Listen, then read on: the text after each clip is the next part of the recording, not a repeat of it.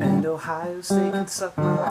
Oh, hello. So, this is now the show formerly known as 3 Minutes, because the name just doesn't work. It's almost never 3 minutes. I don't like having to trim it to 3 minutes, so why continue this charade, right? At first I wanted to keep it about that short because I was just thinking about the length of videos people usually stick with. Like, if I see a video on my feed that's about 5 or 6 minutes, I'll usually just keep scrolling. But I decided, whatever, it's not like my sponsors are going to be mad if my viewership goes down. So, fuck it.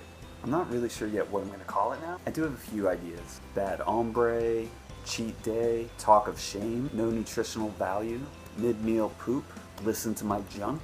I don't know. If anybody else has a better suggestion, let me know.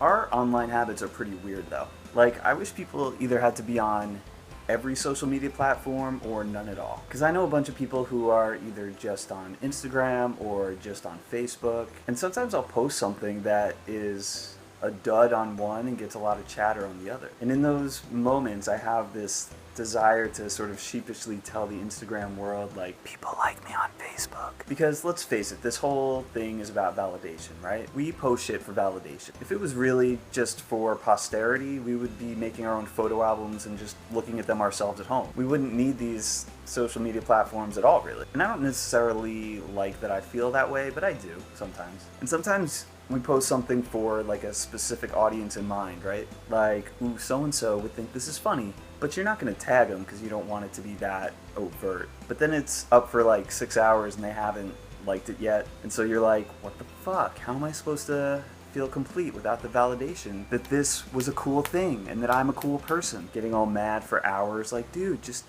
hit the like button, bro. You're taking a shower, you're getting ready for bed, and then that notification pops up. So-and-so liked your post. And you're like, I am such a cool person. But here's the truth of it all, right? You're not as cool as your Instagram. You're not as boring as your Facebook. You're not as depraved as your Twitter. Maybe if you have a Tumblr, maybe your Tumblr is the most accurate representation of you. That's probably the closest to your actual personality. But I don't have a Tumblr, so I guess I'm just a fake person. Okay, new topic, time travel. So I don't think time travel will ever exist on Earth. I think that the idea of time travel and the metaphysics behind it conceptually make it possible, but I don't think we'll ever figure it out on Earth, because if we ever did, a lot of the shit that has occurred on this planet probably wouldn't have, you know? We wouldn't be running out of natural resources or killing the rainforests or increasing the planet's temperature. So I don't think it'll ever be a thing. Either that or we are living in like the best possible version of Earth right now. Maybe it was like way worse in the future and future people were like, all right, we gotta course correct some of this, but we can't go too nuts. So now we're in that world where we just kind of fuck shit up, but not enough to totally destroy like everything at once, you know? But I do have one theory that I'm working on, and this is my only off-ramp that has anything to do with the election today, because oh my fucking god, I can't handle it. I can't handle it anymore. But one little hypothesis that I've been hypothesizing is that Hillary Clinton is from the future. Other people like to joke that she's a robot, or that she's reptilian, or that she's likable. Those are all ridiculous, but hear me out on this one, okay? Exhibit A. She wears these futuristic pantsuits. Anytime we see movies that take place in the future, people are always very, like, buttoned up, right? Lots of coverage. You never see a futuristic person in, say, a V-neck.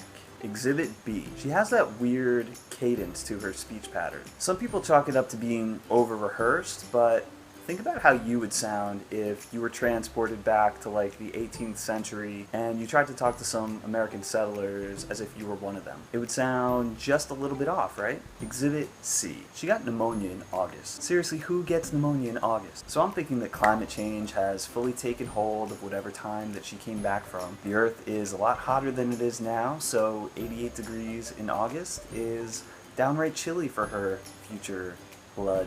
Note to self, new band name, Future Blood. Exhibit D, she is terrible at email. For her, email is a relic. It's a dead technology. It would essentially be like me trying to train a carrier pigeon. That's why her staffers were like smashing iPhones with hammers. We're so primitive to her that she just figured that if she broke everything, our tiny little human brains wouldn't be able to figure out what happened. And Exhibit E. Just look at who she's running against. Holy shit, we need to dust off the time machine to avoid this gelatinous meatball in a suit.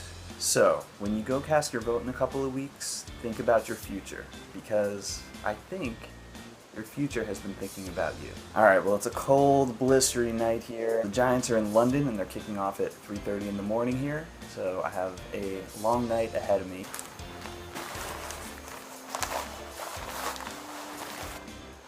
So, you know, I don't know. I'm sure I'll find some way to amuse myself. But thank you guys for watching and making it all the way to the end of this video. Give yourself a little